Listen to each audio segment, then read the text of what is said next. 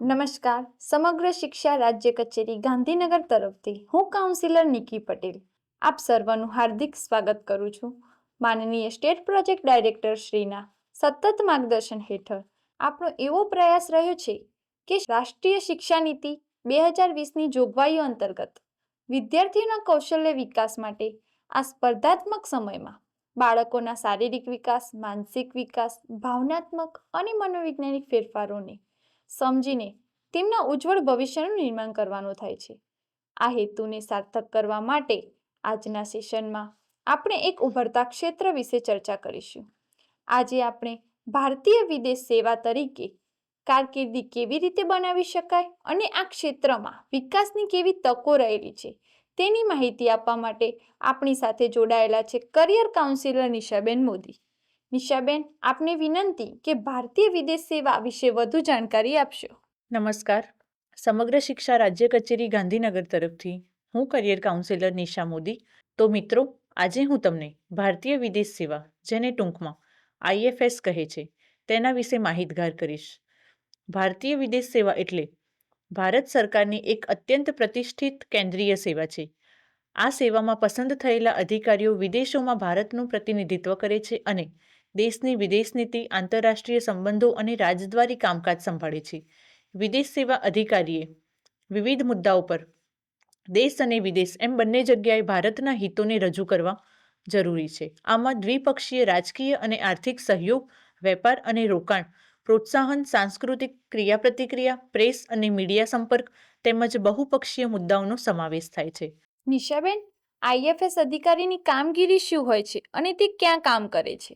IFS અધિકારીઓનું કામ બહુ વ્યાપક હોય છે, જેમ કે દેશ વિદેશ સાથેના રાજનૈતિક સંબંધોને મજબૂત કરવા, દૂતાવાસમાં સેવા આપવી, વિદેશમાં રહેલા ભારતીય નાગરિકોને મદદ અને સુરક્ષા કરવી, વેપાર, દેશ વિદેશની સંસ્કૃતિ અને આંતરરાષ્ટ્રીય કરારોમાં ભારતનું પ્રતિનિધિત્વ કરવું.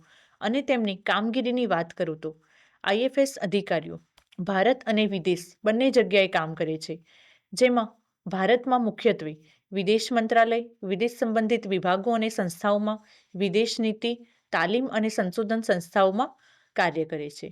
અને વિદેશની વાત કરીએ તો ભારતીય દૂતાવાસ, હાઈ કમિશન, કોન્સ્યુલેટ એટલે કે વાણિજ્ય દૂતાવાસ અને આંતરરાષ્ટ્રીય સંસ્થાઓ જેમ કે સંયુક્ત રાષ્ટ્ર એટલે કે યુનો, WHO, WTO, યુનેસ્કો વગેરે જેવી સંસ્થાઓમાં ભારતનું પ્રતિનિધિત્વ કરે છે. અહીં તેઓ રાજદ્વારી, વેપાર, સંસ્કૃતિ અને ભારતીય નાગરિકોની સેવા કરે છે.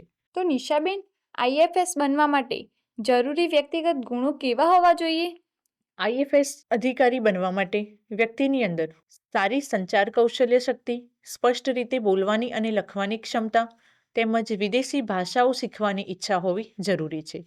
ત્યારબાદ સૌમ્ય સ્વભાવ અને શિસ્ત તેમજ દરેક સંસ્કૃતિનું સન્માન કરવું અને વ્યવહાર કુશળતા હોવી આવશ્યક છે. તર્ક શક્તિ અને વિશ્લેષણ શક્તિ, આંતરરાષ્ટ્રીય મુદ્દાઓની સમજ કેળવવી, સમસ્યાઓને શાંતિથી ઉકેલ કરવાની શક્તિ તેમજ વૈશ્વિક દ્રષ્ટિકોણ કે જે દેશ વિદેશની રાજકીય, આર્થિક ઘટનાઓમાં રસ તેમજ ભારતનું પ્રતિનિધિત્વ કરવાની સમજ જરૂરી છે.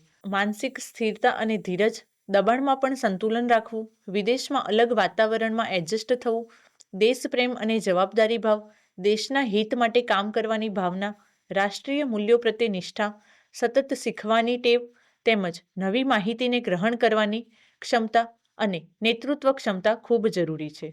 તો નિશાબેન, IFS માટે શૈક્ષણિક લાયકાત કેટલી હોવી જોઈએ અને તે માટેની પ્રોસેસ શું છે? IFS અધિકારી બનવા માટેની શૈક્ષણિક લાયકાત માટે ઉમેદવાર કોઈપણ વિદ્યાશાખામાં ધોરણ 12 પાસ અને સ્નાતકની ડિગ્રી હોવી ફરજિયાત છે. ત્યારબાદ IFS બનવા માટે UPSC દ્વારા લેવામાં આવતી સિવિલ સર્વિસ એક્ઝામિનેશન પાસ કરવી જરૂરી છે, જેમાં 3 તબક્કા હોય છે: પ્રિલિમ પરીક્ષા, મેન્સ પરીક્ષા અને ઇન્ટરવ્યૂ. આ ત્રણેય તબક્કામાં ઉત્તીર્ણ થયા બાદ શ્રેષ્ઠ રેન્ક મેળવનાર ઉમેદવારો IFS અધિકારી બની શકે છે. નિશાબેન, IFS અધિકારીનું માસિક વેતન કેટલું હોય છે અને તેમાંથી પ્રગતિના અવસર મળી રહે છે? હા, IFSમાંથી પ્રગતિના અવસરની વાત કરીએ તો તેમાં તબક્કાવાર under secretary, deputy secretary, councillor director, joint secretary, additional secretary તેમજ સેક્રેટરી જેવા પ્રગતિના અવસરો મળી રહે છે. તો નિશાબેન, આઈએફએસ અધિકારી બનવા માટે શિષ્યવૃત્તિ કે કોઈ યોજનાનો લાભ મળી શકે છે? હા, શિષ્યવૃત્તિ માટે રાષ્ટ્રીય શિષ્યવૃત્તિ પોર્ટલ scholarship.gov.in અને શૈક્ષણિક લોન મેળવવા માટે પીએમ વિદ્યાલક્ષ્મી પોર્ટલથી માહિતી મેળવી શકો છો.